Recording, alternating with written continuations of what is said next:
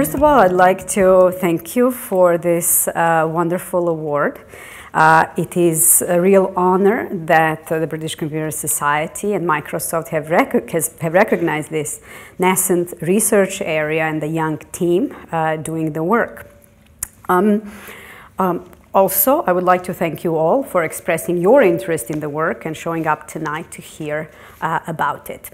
So, this evening, I will present some of the work that we've been doing over the past decade.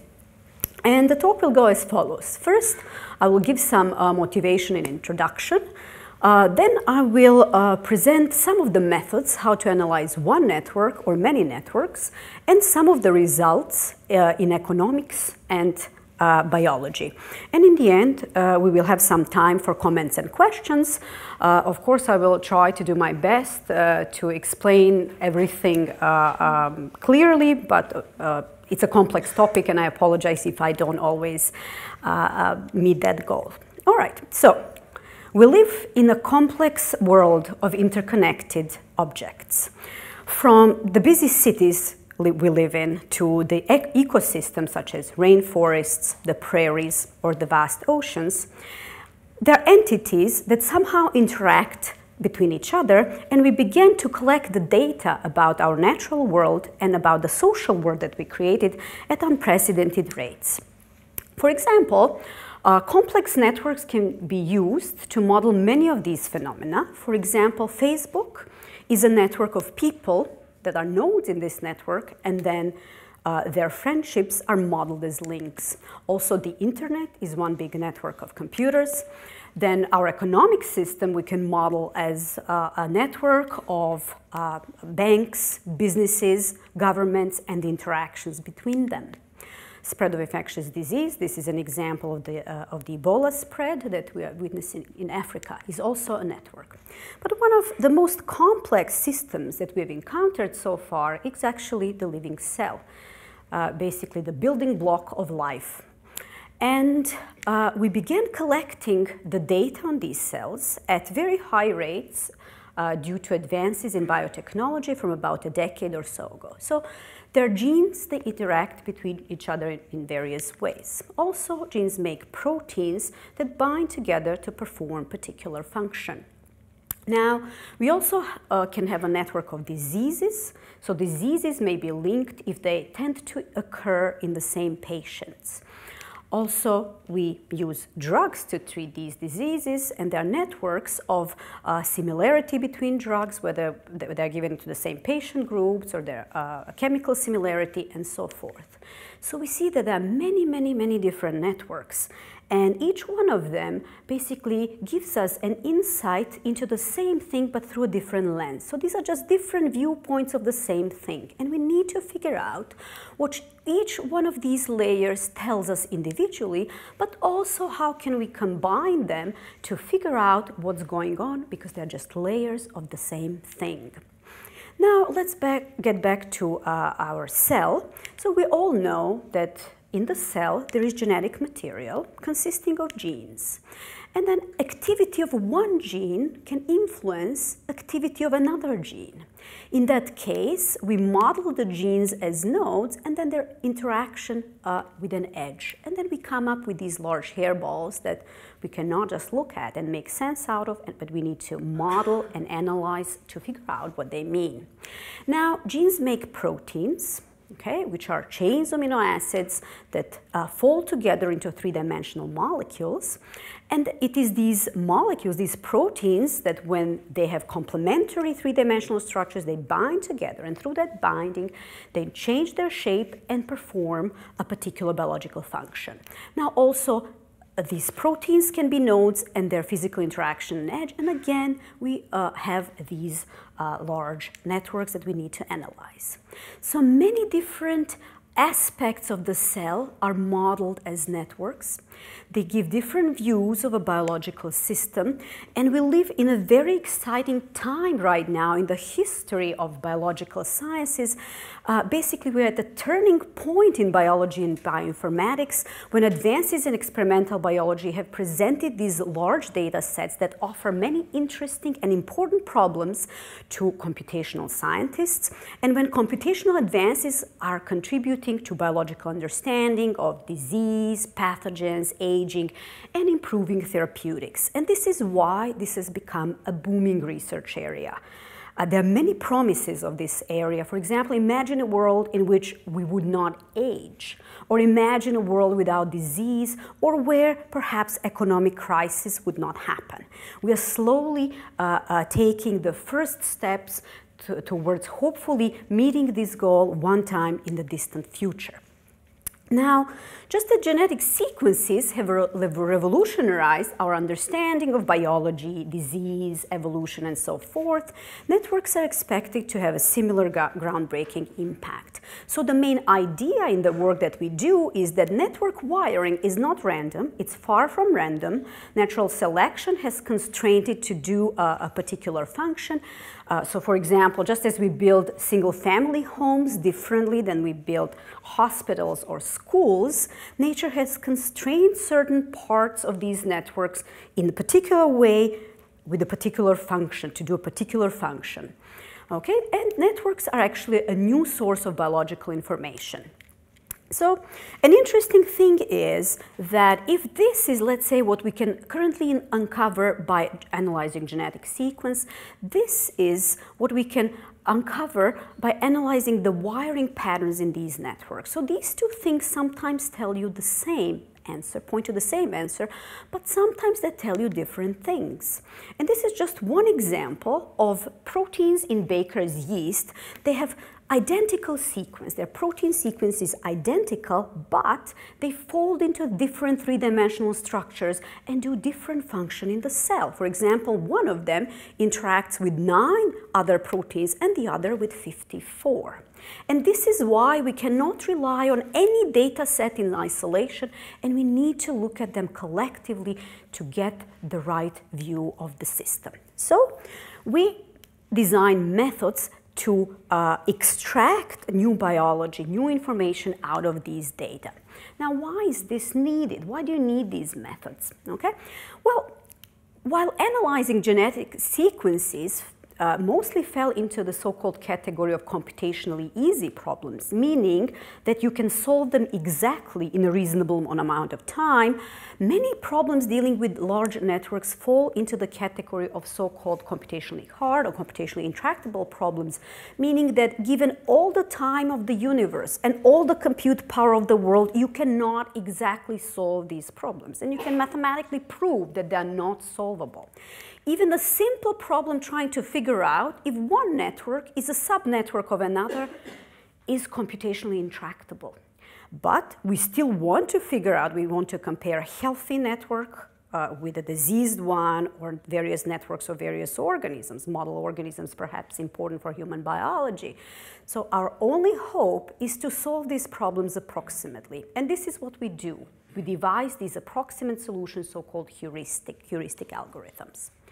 This brings us to the section of methods, and I will first show some examples how we analyze one network. And first I will show you the results from economics, because these are actually much easier to understand than the results in biology. So let's start.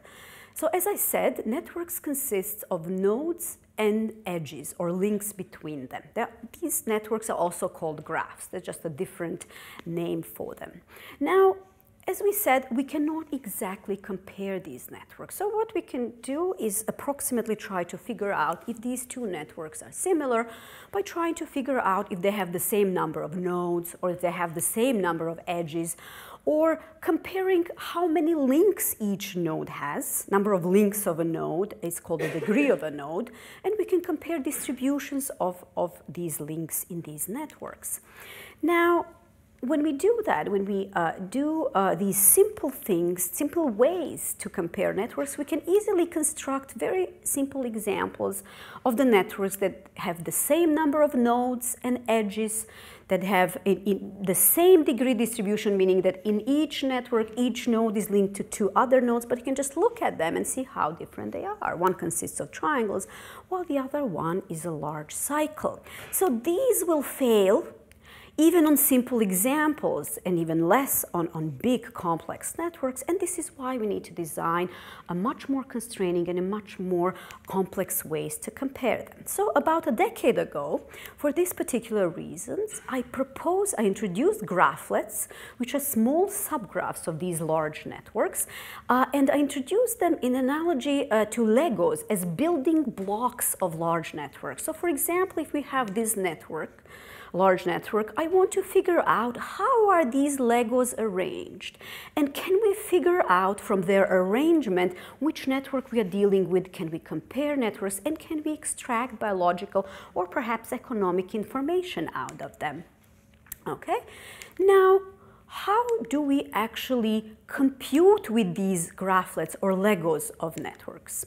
So one easy way that we can just count in the network the occurrences of all of these things. And this simple thing, this is what we did at first. So let's say in this small network, we count how many of these appear, and then how many of 3-node paths appear, how many triangles, how many 4-node paths, how many stars, how many squares, and so forth. Okay? And we have some distribution of these small counts. And in a large network, we'll have hundreds of thousands and millions of them. And then to compare two networks, rather than comparing them directly, which is impossible, we simply compare these distributions. But this might be a bit of cheating. This is statistical measure. Even though it works fairly well, perhaps there are better ways. And actually, this one does not explain to us how do these pieces actually fit together, like these Legos, and how do you go by putting the Legos together to build this pumpkin, for example, and how do you recognize that this is actually a pumpkin and not an airplane, okay? Now, to figure out how to do that, we need to distinguish within these small graphlets positions or different symmetry groups, or mathematically they're called orbits or automorphism orbits, and these are just symmetries within them. So while an edge is symmetric or a triangle is symmetric or a square, in some of these graphlets there are different symmetries. It's not only one symmetry group. So for example, in this one, end node looks the same, middle nodes look the same, but different from the end nodes. So we enumerate all of these symmetries, and then we proceed as follows. So let's say we consider this network, and in it, let's first focus on one node. And then in it, we will count how many edges it touches first. And then we will count how many 3-node paths it touches at an end, and how many 3-node paths it touches at the middle, how many triangles it touches, and so forth. And we count how many of all of these things it touches. And we will just compute that, all right? That's for one node. Let's call that node A. Now, we consider all other nodes and compute these vectors for them as well.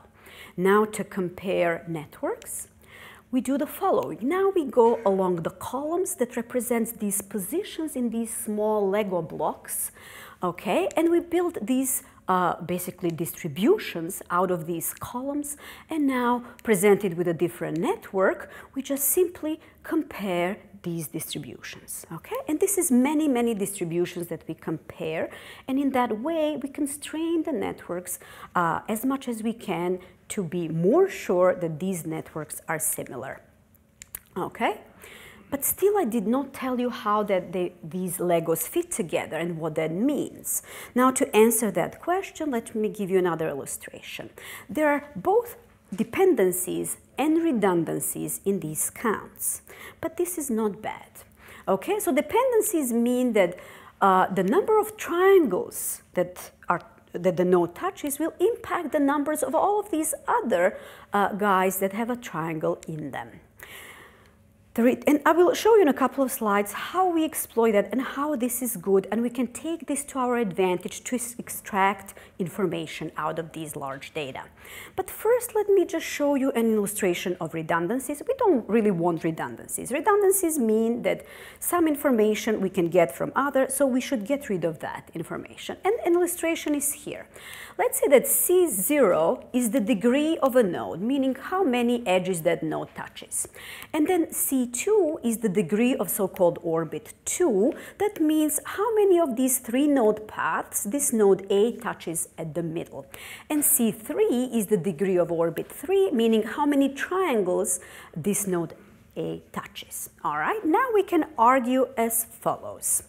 The neighbors of A can either be linked by an edge or not. Okay? If they're not connected by an edge, then they contribute to the counts of C2, to the middle of the 3-node path.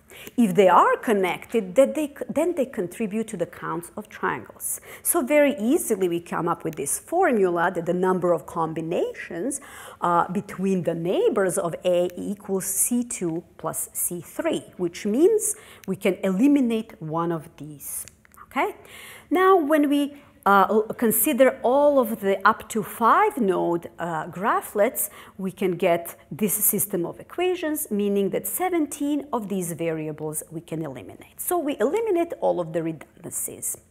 But we're still left with the dependencies, meaning that this orbit 21, in it contains orbit 0 along that way, then orbit 5, because there are 2 4-node paths that intersect there, orbit 1, orbit 2, and orbit 7.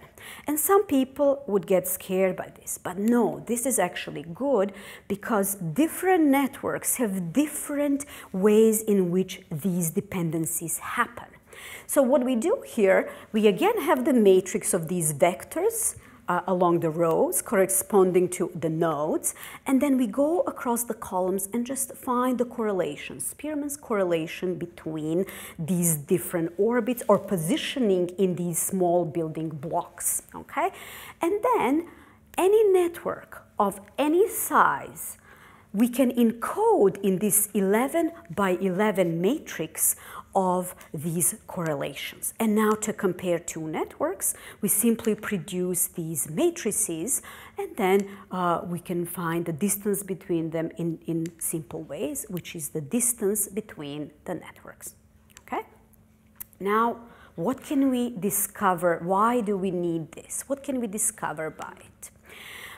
First of all, we validated that this is the best measure so far for network comparison, and that it really separates very well networks of different types, whether they're synthetic networks for which we know how they behave, or whether they're natural networks, such as, for example, all World Trade networks in the past 50 years grouped together, but they're far away from Facebook networks of 100 American universities, which are far away from metabolic networks of many species, which are far away from autonomous systems, and far away from protein structure networks. Okay, so this is the only measure that can really separate these various types of real-world networks. Now, can we use this to track the dynamics of these networks? As Igor pointed out, dynamics is very important. And here is a simple illustration of World Trade Network. This is a subnetwork of World Trade Network over various years, where the countries are the nodes. The size of the node is the GDP of the country, and the thickness of the edges is actually the volume of trade between those countries.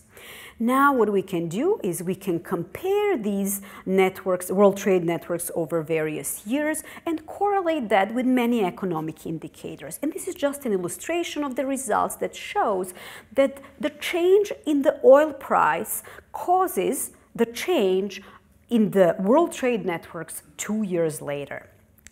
But now, how do these networks change?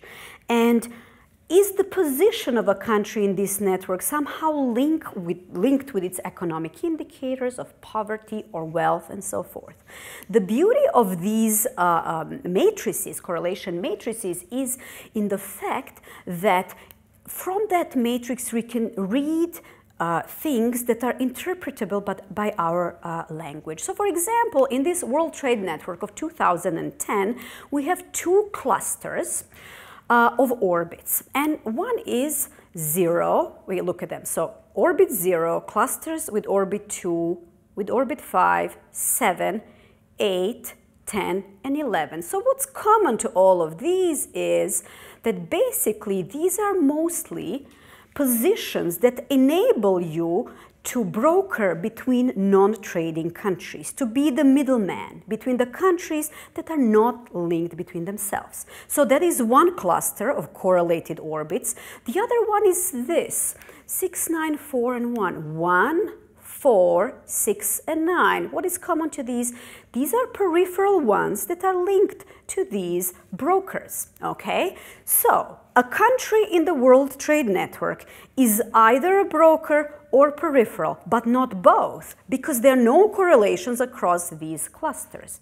And we see that in the human metabolic network, the situation is totally different. Over here, everything is correlated with everything, okay?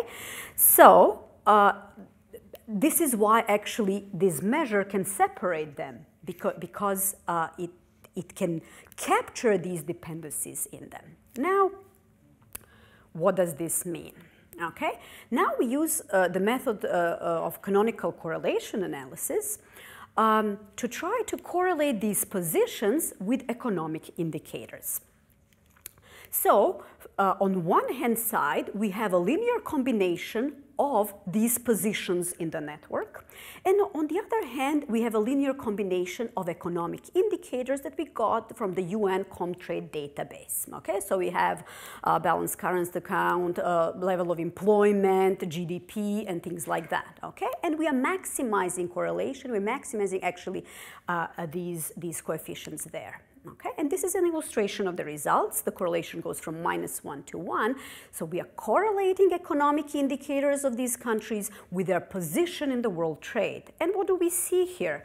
We see here that these positions, brokerage positions, middlemen, are correlated with indicators of economic wealth, such as large GDP, large level of employment, large population. And these peripheral positions are linked with economic poverty, this is basically how much in debt that country is. All right. Now, once we know that, this enables us to define so-called brokerage score and peripheral score that we read directly off of this formula for canonical correlation analysis. Basically, we get these, the weighted linear combination of these graphed degrees that are brokers, for example, 23, 33, 44, and so forth. So let's focus on this brokerage score. This brokerage score measures, so this is the brokerage score, the higher it is, the more the country is a broker in the world trade between non-trading countries. And let's observe what happened in the past 50 years with some of the world's largest economies. We have seen that the United States has been the world's largest broker in trade over the entire period. We can also see that Great Britain was once on par with the United States, but this is actually when it loses colonies, it loses this brokerage position in trade, then it joins EU, it recovers a bit, but then it falls never to recover. Now, what happened with the other big economies in Europe, for example, Germany and France? We can see that for some time they were on par, but this is the time of unification of Germany when it takes on as the largest broker in Europe. And all of the other European economies trail behind. What happened to China? China, we see that it was not doing too well in terms of brokerage. Now, in the 90s, things happen. This is the point when it enters the World Trade Organization, and that's when it skyrockets in its brokerage position in trade in the world and surpasses the brokerage of the United States in 2009. Now you can say, well, okay, but maybe, you know, China is just trading more. Maybe you could have gotten all this just from the pure volume of trade. Well, guess what? No, that's not the case. This is just the volume of trade all over these years of these same countries, and you can just see that we are producing more, trading more, consuming more, but from this chart you cannot read the events like this. And we have more results on that, but let me stop there and then switch to biology. Now, in biology, we've established that by using these graphlets and these techniques, the position in the network is linked to its function. So regardless of whether proteins in the protein interaction network are close or far away, if they reside in the similarly wired neighborhood, they perform the same biological function, and they're involved in the same diseases. Okay? And this enabled us, just from the analysis of these wiring patterns in these networks, to predict new proteins important for a particular disease. And this is just an example of that result relevant to skin cancer. We actually identified new proteins for which we did not know that they're involved in melanin production. And once we know this, we know that they're important in cancer. And then once we have these new proteins, we can try to design new drugs that would bind to them and help cure this particular disease. Okay? Also, we are doing the same thing like I've shown you for the World Trade Networks. We are figuring out which of these orbits are linked to which biological function. And in biology, things are never black and white. Of course, there is a large amount of noise in the data, but there are still some patterns emerging, such as the proteins that are on the membrane, and they do the sensing of the environment. And they send the signal further down the cascade into the nucleus, telling it to turn on certain genes and react to the environment in the appropriate way. So these membrane proteins are actually broker ones. They have brokerage role, while these ones that turn on or off particular genes, they have more clustered nature. Now, some of the biggest issues currently in this field of research are the following. One is disease classification, and the other one is drug repurposing. So what is disease classification? Basically, right now, that's the ontology that the doctors learn, basically, how are diseases related to each other. But the problem is that the disease classification, as is being taught right now, is about 100 years old. And it was done based on the symptoms and the most affected organs. But back then, we did not have molecular level data. And now the challenge is to figure out how much of this classification still holds in the light of new molecular level data and how much of that needs to be revised. Another big problem is that of drug repurposing. Drug repurposing means that for the drugs that are given to one patient group at the moment, perhaps they could be also given to another patient group that we don't know would benefit right now from the drug. And why is this important? Well, the drugs that are in use, we know they are not toxic. This would dramatically reduce the cost of the drug development and improve, make significant improvements in healthcare. But also, pharmaceutical companies currently have synthesized most of the things that they can possibly synthesize. Of course, a talented chemist somewhere in the university can synthesize much more, but they're at this boundary, they had this boundary, and this is the avenue that they would like to pursue. Now, I will just give you some illustrations of this. For example, recently it was discovered that diabetes is protective of aneurysm. While previously it was believed that diabetic patients are susceptible to any type of cardiovascular disease, recently it was noticed that actually diabetic patients do not often develop aneurysm, but they do very often develop atherosclerosis. Now the question is, how is that possible when aneurysm and atherosclerosis have the same risk factors? And we try to answer that question using our network analysis. We look at the protein-protein interaction network in yeast. We identify these signaling cascades implicated in aneurysm and atherosclerosis and try to figure out the points of overlap. Then we look at the diabetes pathways, also signaling cascades involved in diabetes, and figure out these links, these basically so-called genetic interactions between between these overlapping pathways of the two diseases and diabetes. And what are genetic interactions? This is another type of a network, basically, that models the following. When there are pairs of genes, the mutation of one does not do much in the cell, the mutation of another doesn't do much, but mutated together, they have a much higher impact on the cell. Okay, so once we find these, then again we played with the notion of the brokerage and found out that there are these proteins that act as brokers, and when they're mutated, they disconnect certain parts of these signaling cascades involved in aneurysm, but not the same protein. While it disconnects this one, it does not disconnect this atherosclerosis pathway, and this is why one disease happens in diabetic patients, but not in the others. All right, now we've seen how we analyze one particular network, but how can we analyze many networks? And the big thing now in this area is so-called data integration. How can we integrate all of these data sources to come up with a fuller picture of what's going on? All right, so the goal is to take all of these data and somehow integrate it together. Now, all of these different data that we've seen, we can schematically represent like this. So we have particular drugs, and drugs can be linked if they have the same side effects. So there is this particular network there. Now, certain drugs are given to certain diseases. So that's this relationship here. Now, diseases are organized in these disease ontologies that I just mentioned. This is an example of a real disease ontology. Now, we know that certain diseases are caused by particular genes, so there are these links over here. Now we have many different networks describing relationships between genes, whether the genes are co-expressed at the same time in the same cell, or whether they're metabolic interactions of particular enzymes, whether they're genetic interactions that I just mentioned, protein-protein interactions, and so forth. So there are many networks on genes.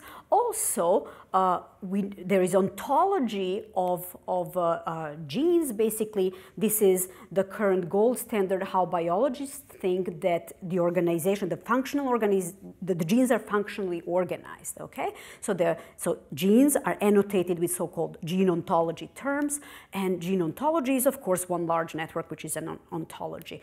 And of course, we know that certain drugs bind to particular gene products, proteins, and there's this relationship here. Okay, now we integrate all of these in the methods so-called non-negative matrix refactorization, where we are basically clustering together entities of the same type. And of course, I will not bore you with large formulas like this. I will just mention that the reason why this particular approach works is because when we are predicting these relationships across, we are sharing the same data source. And we do have various data sources, but we are sharing some of them. And they work really beautifully. And I will just illustrate, just give you an illustration on trying to predict new relationships between diseases and drugs. So this is for drug repurposing, okay? So this is a systems level approach where we integrate all of the available data to try to predict new relationships between drugs and diseases. So basically, which drugs that were not given previously for a particular disease could be given to a new disease, to a new patient group, okay? And I will just illustrate the strength of integration, data integration, without showing much results, because this is ongoing work, and our medical and pharmaceutical collaborators are currently validating our predictions. Okay, so one of the standard methods to figure out how well your method works is to take your data, remove randomly a percentage of it, let's say 20%, and then try to predict those data. Okay, now if you only use the relationships between drugs and diseases to recover the removed data, you are 75% accurate. If in addition to that, you add disease ontology, you get 88% accurate. Now, if you add the relationship between diseases and genes, meaning which diseases are caused by which genes, you get even more accurate. If you add all of these other networks on genes, you are much more accurate. If you add relationships between which drug binds to which protein, you're even more accurate. And if you add them all, basically, you can recover 98% of the things that you hid from your method. So the method is very powerful, meaning that once we use all of these to infer new relationships, we can be fairly confident that those relationships really hold, that actually those drugs can be given to different patient groups. Okay. Now, one last example that I will show you is the one that is not as practical as the ones that we saw so far. Basically, what we are trying to do here is based on various types of data on the cell to figure out the functional organization of the cell, meaning can we define this abstract, highly dimensional space in which biological entities such as genes reside, and how are these different processes in the cell organized, whether translation is close to DNA repair and replication, which it should be, how far away it is from metabolism, energy production, and so forth. And we are building these models, we are basically embedding these data in this high dimensional space. Then we are finding the convex hulls of them, basically these shapes that surround different functional groups. Different functional groups are coded with different colors. Then we find centers of mass of them, and then we normalize it all and figure out these relationships, these distances between them, and we come up with the diagrams like these, where the colors here are functions of particular, basically functions in the cell, and then blue line means far away, and blue color means far away, and red means close, okay? And then we get such diagrams for one or more networks, and then we combine them all together to figure out how our cells are organized. And this brings us to the conclusions. We've seen that many things in the world surrounding us can be modeled by networks. We've seen some of the methods, how we analyze one or more networks to learn about our world, about biology, about disease, even about economic systems. An interesting thing that I would like to repeat is that network biology and network medicine are fields that are in their infancies. They're very rich in open research problems. There are many unforeseen problems that are beginning to emerge as our data sets are getting larger, as they are maturing, as they're being generated, and as they're getting to be of higher confidence. And this is actually a research area that's promising to remain on the top of the scientific endeavor in the years and decades to come. So it's an exciting new research area that's likely to make an impact, and it's very good for young people to be in. And in the end, I would like to thank for funding various organizations, various governmental and private organizations, and of course my postdocs and students who are here tonight and who have done a lot of this work. Also, much of the work was done by my alumni, and the reason I said it's good for young people to be in is because this is a very fast-growing area, and there are many good jobs. So some of them land professorship positions, other that are straight out of a PhD are postdocs. Some decide to go to bioinformatics research labs, for example, in the US Army, or to industry to do research, for example, for Microsoft or Apple. All right. Now, at this point, I'd like to thank you all for your attention.